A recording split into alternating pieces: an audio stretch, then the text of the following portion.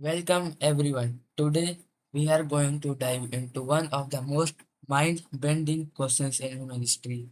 What is the relationship between our ancient gods and the possibility of extraterrestrial life? Throughout time, humans have looked up at the sky in wonder, building colossal monuments and creating rich mythologies. But what if we look at those stories not as myths, but as historic encounters with advanced technology? Let's step onto the part of the cosmic archaeology. To understand where we are going, we first need to start with part 1, the cosmic riddle. We must look at water science, space physics, and astronomy tell us about our isolation in the universe and why the sky seems so quiet. Let's talk about the Fermi paradox. Mathematically, our universe is almost 14 billion years old and contains trillions of stars. Many of these stars host planets just like Earth. So the question physics, Enrico Fermi asked me, where is everybody? If advanced alien life is common, they should have mapped our galaxy long ago. This silence is deeply mysterious, and it forces us to consider a wild possibility. Is it possible they are already here, but keep being quiet? This brings us to a fascinating scientific theory called the Zoo hypothesis, first proposed by the astronomer John Ball. He suggested that highly advanced extraterrestrials are fully aware of Earth, but they treat us like cosmic wildlife reserve. They use advanced cloaking to observe us silently, choosing not to interfere with our development. They are waiting for us to grow, mature, and reach a certain part of technological evolution before they step out of shadows. Now, let's move to part 2, the sky visitors. Here, we look back at the historical anomalies, ancient texts, and mysterious architectural marvels that have led researchers to believe we were visited in our distant past.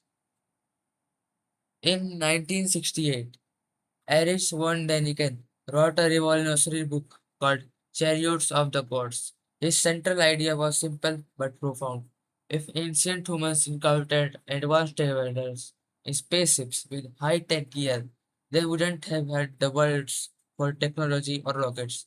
To them, anyone flying from the sky with glowing thunderous machines would automatically be called a god. Mythology, in this view, is simply a primitive description of advanced physics. Take the Sumerians, one of the oldest civilizations on Earth. In their detailed clay tablet records, they write about the Anunnaki, which literally translates to those who descended from heaven to earth. Their creation stories describe the dead sky being as powerful genetic engineers who saved humanity. Theorists read these cuneiform writings not as metaphors, but as actually logs of real-world physical visitors. We see this pattern globally. In Indian epics like Ramayana and the Mahabharata, writers described flying golden palaces called Vimanas. They wrote that these craft rode through the sky, leaving smoke trails, and used powerful weapons that could vaporize entire armies. Today, we look at the descriptions and think of jet propulsion and nuclear energy, which is incredibly similar to what they described thousands of years ago. In Peru, there are geoglyphs etched into desert known as Nazca lines. These animal shapes and long perfectly straight runways have been isolated for 2000 years. The mystery is that you can only see and understand them from high up in the sky. Since ancient humans couldn't fly, why did they build them? Ancient astronaut theorists suggest these lines were created as landing strips or coordinates to guide visitors back down to Earth. Another iconic visual is found in Maya history. carved on the massive stone sarcophagus lid of King Pakal in Mexico is a highly complex image. Archaeologists see a symbolic journey into the underworld. However, if you look closely, theorists see King Pakal sitting in a modern cockpit. His hands are manipulating control levers, his foot is on a pedal, and behind him, a rocket engine is shooting out flames and gases. This brings us to part 3. Modern evidence. How do we test these claims using modern analogies, mathematical probability, and physical trend we can observe today? Science fiction writer Arthur C. Clarke famously stated that any sufficiently advanced technology is indistinguishable from magic. This is the golden rule of our discussion. If we went back 2000 years with a modern smartphone, flashlight, and medicine, we would be worshipped as gods. This is the exact lens we must apply when studying historical accounts of magic and miracles. Let's look at this comparison table.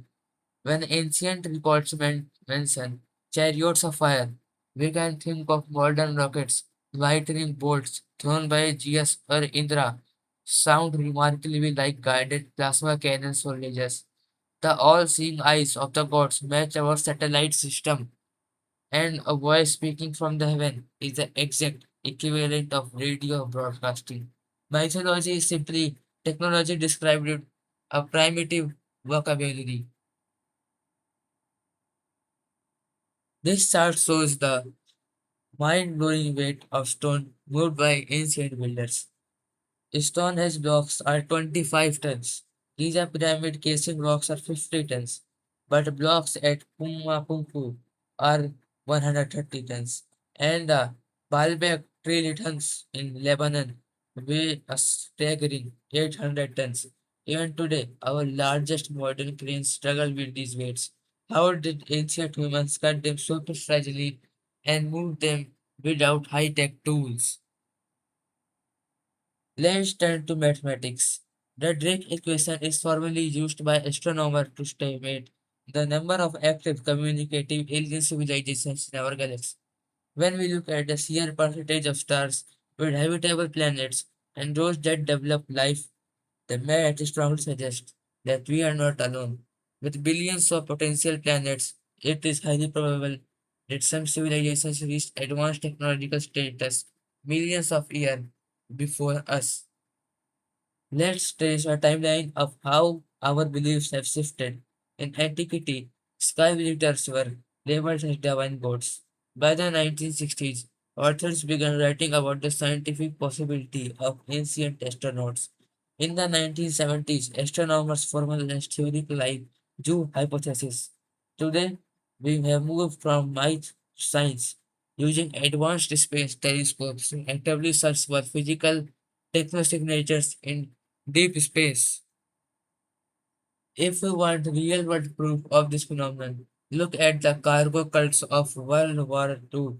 Indigenous islanders in the Pacific have never seen modern machinery.